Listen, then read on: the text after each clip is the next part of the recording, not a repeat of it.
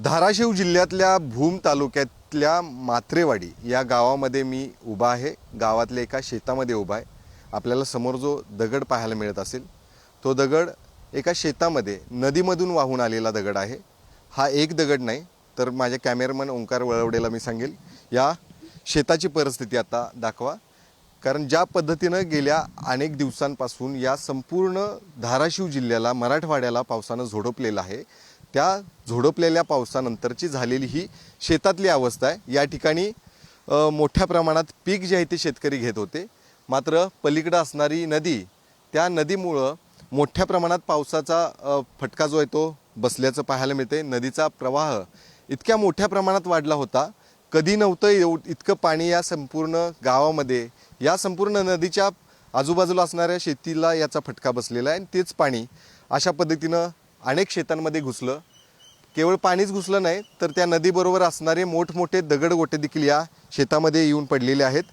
या शेतातल्या दगडांची ही संख्या पाहिली तर आपल्याला दिसेल अशा पद्धतीचे लहान दगड तर आहेत, मात्र बाजूला आपण बघितलं तर किती मोठ्या प्रमाणातले दगड या शेतामध्ये येऊन पडलेले आहेत। यावरून या भीषणतेचा आपल्या सगळ्यांना अंदाज येईल।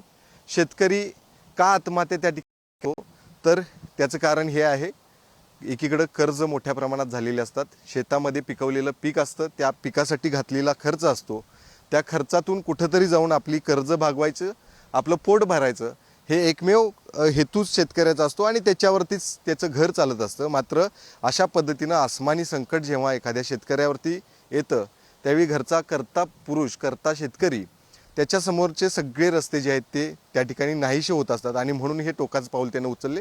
खरं तर असं कुठल्याही शेतकऱ्यांना करू नये अशी आमची देखील विनंती आहे।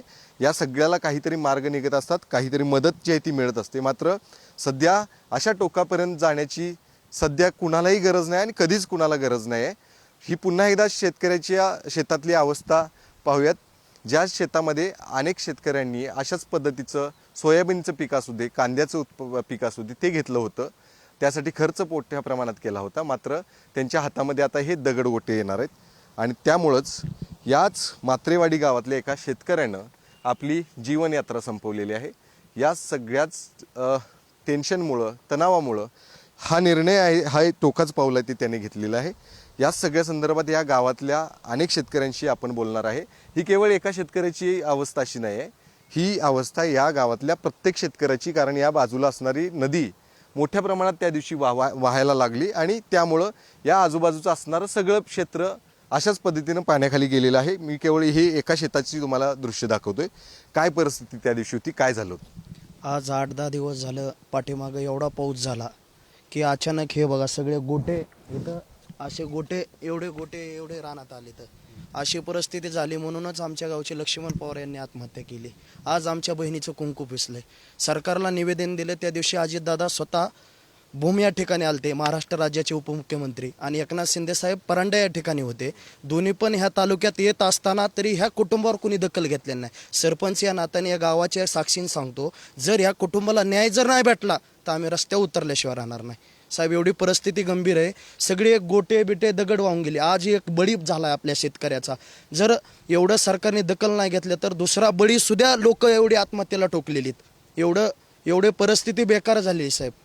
हां, तरी आम्ही त्यांना वारंवार सांगून की बाबा असं नाही, टेन्शनमध्ये त्यांना समजून, तरी पण त्यांनी सांगून आत्महत्या केल्यासारखं झालं। आम्हाला वाटलं काहीतरी म्हणतोय काय की शेतकरी, तर 9 वाजता अजितदादा स्वतः येणार होते। त्यांना वाटते म्हणले सांगा मी आत्महत्या करणार, मला संकट आलंय, तो अक्षरशः त्यांनी आम्हाला थोडासा पळवाट करून त्यांनी आत्महत्या शेवटी केली। एवढं नुकसान झाले। तर ज्या पद्धतीने सांगितलं की किती नुकसान आता झालेलं, तुमच्या प्रत्येकाच्या शेतामध्ये आता काय काय होतं आणि आताची परिस्थिती कशी झाली सांगा?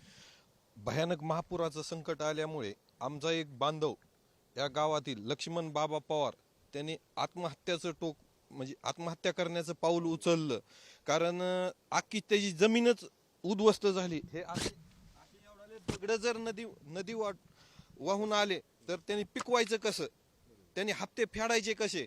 आज आमच्या तालुक्यामध्ये 2 उपमुख्यमंत्र्याचे दौरे असताना सध्या त्या शेतकऱ्याला भेट द्यायला येऊ शकले नाहीत ते। मग ह्याच्या व्यतिरिक्त काय, त्या शेतकऱ्याला जर शासनाने जर मदत केली असती तर त्यांनी आज आत्महत्या करण्याचं टोकाचं पाऊल उचललं नसतं। तुम्ही देखील आहे इकडे पुढे या। बोलायच राहू दे. तुमची काय शेती आहे? नाव काय? केशव खंडावे. काय शेती आहे आता? हे काय कांदा हे लावलेलं आहे तर किती लावलाय? आहे 1.5 एकर कांदा होता, 1.5-2 एकर पुराच वाहून गेला ह्या नदीचं पाणी. झाले पाणी? असंच झालं. हे काय इथं हे वाटणे तिकडं वाटणे त्यामुळे सारच पलटी झाले. रानं वहीत करायसारखी सुद्धा राहिलेली नाही सारी. साहेबीने हे उडदा तर गेलीच, उडदाची पिकं तर हीच झाली. किती नुकसान झाले तुमचं स्वतःच? का ते उलसकानीचं माप काढता येतं साहेब. कांद्याचं रोप विकत घेऊन लावलेले 30,000चं रोप लावलेलं खालाच झालंय. असं होतंय. तयार करावं लागणार. रान आता तयार करायची. मग ते काय ते रान नीट होत नाही. ते पवारांनी ते मग तसं केलंय ना, आत्महत्या केली असं झालं. आमचे तर काय बाकीचे 30 व्हायचं रान नाही नीट झाले म्हणून पीक व्हायचं काय नाही. पावसानं असं केलं खायचंय काय? शासनाने नाही लक्ष देत. आम्ही तीच करणार आहे शेवट. ती काही पाऊल उचलणं गरजेचं नाही आणि तशी कुणीही पाऊल उचलू नका असे आम्ही वारंवार विनंती करतोय. या सगळ्यातून मार्ग निघेल. आणि काही शेतकरी आहेत त्यांची देखील प्रतिक्रिया या ठिकाणी घेऊया. काय परिस्थिती आता शेताची अशी झाली? हे 3-4 वर्ष झालं लगातार हे असं होतंय. पूर्ण शेती वाहून गेली. याच्या आधी पण 2दा-3दा शेती वाहून गेली. आता तर काहीच राहिलं नाही. म्हणजे एवढ्याले दगड आलेत शेतात. आता हे शेती करणार कशी आणि यात पिकवणार काय? सोयाबीन काढलेलं सगळं वाहून गेले. सोयाबीनच्या नंतर कांदा हे सगळं म्हणजे पूर्ण संपलंय. आणि शेतीचे 1-2 एकर नाही शेती आम्हाला, तर सगळा उदरनिर्वाह सगळं आयुष्य शेतीवरच चाललंय. आता याच्यातच जर काय नाही पिकणार तर मग कसं आयुष्य कसं काढणार, नाही का? तरुण शेतकरी एकीकडे शेतीपासून लांब पळतायत आणि तरुण शेतकऱ्यांच्या तुझ्यासारख्या अशा वाट्याला जर संकट आली तर ते उभारणार कसं, असं अनेक जण त्या ठिकाणी म्हणतात. तुला देखील आता काय सरकारला मदतीसाठी काही आवाहन करायचं असेल तर ते करा. किती परिस्थिती भयानक आहे ती त्यांना तुमच्या शब्दात? परिस्थिती म्हणजे आता शब्दात मांडू शकत नाही शेतकऱ्याचं दुःख. एकीकडे शेतकऱ्यांच्या मुलाची लग्न होत नाहीयेत, हा मोठा प्रश्न आहे. आणि आताच राहिलेली शेती वाहून गेल्यानंतर मग कसं, म्हणजे पर्यायच नाही ना शेतकऱ्याकडे आत्महत्या करण्याशिवाय. आमच्याच गावातले आमचे बंधू लक्ष्मण पवार यांनी पण आत्महत्या केली. आणि हे जर असंच वारंवार चालू राहिलं तर मग आम्ही युवा शेतकरी, जे नवीन शेतकरी शेतीकडे वळत आहोत, ते कुठल्या म्हणजे कसं वळणार शेतकरी शेतीकडे? आधीच एकतरी कुठल्या शेतमालाला भाव नाहीये, कुठलं सरकार शेतमालाला व्यवस्थित भाव देत नाही, हमी भाव देत नाहीये. आणि वरून हे निसर्ग पण असा म्हणजे हे कोपलाय आमच्या शेतकऱ्यावर. तर मग कुठल्या तोंडाने शेतीला तोंड द्यायचं किंवा कुठल्या तोंडाने जगायचं आम्ही शेतकऱ्यांनी? कोणाकडे पाहिजे? नक्कीच कुणाकडे पाहायचा असा प्रश्न यांचा आहे, तरुण शेतकऱ्यांचा आहे. एकीकडे ही वळत नाहीत शेतीकडे, मात्र ही वळतायत त्यांच्या वाट्याला हे सगळं संकट. हो, हे समजा टोटल शेतकऱ्याचे इथे हातानात नुकसान झालेलं आहे. कारण का हे नदी ना, ह्या नदीच्या काठच्या टोटल म्हणजे हे मात्रेवाडीतल्या गावातले ना टोटल शेतीचे नुकसान झालेले आहे. मग शेवट शेतकरी काय करणार? आत्महत्येशिवाय पर्याय नाहीत. लोकांनी रोपं विकत घेऊन लावलेली समजी टोटल बायांचा खर्च टोटल आखे दगड रानात येऊन बसलेले. शेवट करणार काय नेमके शेतकरी? त्याला विलाजच नाही आता आत्महत्या करण्यापेक्षा. अजूनही काही शेतकरी आहेत, तरुण शेतकरी आहेत, त्यांची देखील प्रतिक्रिया घेऊया. सरकारला या सगळ्यात आता काय? सरकारने काहीतरी आम्हाला मदत द्यावा. इतकं नुकसान झालंय म्हणल्यावर इकडे आम्ही असं केलं की सकाळच्या पारी बघायला आलो रानात, तर रानात आलं तर आम्हाला इकडे शेतीत काही दिसत नव्हती पाण्याने. फुल त्या काळापासून पाणी होतं, हिकून बी टिकून बी. मग सर्व इतकं महागाचं आणलेलं आम्ही सगळं अख्खं वाहून गेलं. ह्यांनी का होणार, सोयाबीन होती, सोयाबीन काढलेली वाहून गेली. आता पाऊस आता बघितलं तुम्ही स्वतः इथं बघा असते म्हणजे तुम्हाला वाटलं असतं काय पाणी ती अख्खं गाव आलं इथं बघायला. इकडं कोणी येत नव्हतं. नदीत जनावर कोणाची अडकली ती वरीच राहिली होती, 2-2 दिवस रानात राहिली. म्हणून तर त्या लक्ष्मण पवार यांनी की बघितले दृश्य बघितल्यानंतर त्यांना काय अनावर झालं, त्यांच्यामुळे त्यांनी फास घेतला. म्हणून आमची त्यांना सरकारला विनंती की त्यांच्या घरात त्यांच्या पोरांना नोकरी लावावा, सगळ्या गावकऱ्यांना काहीतरी मदत द्यावा ही आमची विनंती.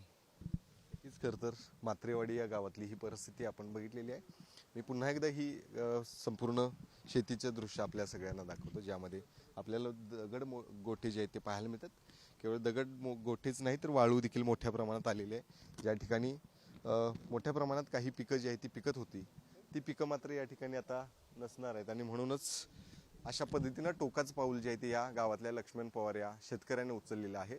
अजूनपर्यंत या ठिकाणी कुठलाही नेते येऊन गेलेले नाहीत अशी या गावातल्या लोकांनी माहिती दिलेली आहे. त्यामुळं या सगळ्या लोकांकडे येऊन त्यांची भेट घेऊन त्यांची केवळ विचारपूस तरी या सरकारमधल्या काही नेत्यांनी करावी अशी अपेक्षा या सगळ्यांनी व्यक्त केलेली आहे. आणि यांना काही मदत जाहीर करावी असं देखील या सगळ्यांचं म्हणणं आहे. या सगळ्यांच्या नंतर आता सरकार कशा पद्धतीनं पावलं जी आहे ती उचलणार आहे, यांना कसं या संकटातनं बाहेर काढणार आहे हे पाहणं गरजेचं आहे. कॅमेरामन ओंकार वळवडेसह शेखर पाटील, पुढारी न्यूज, मात्रेवाडी, धाराशिव.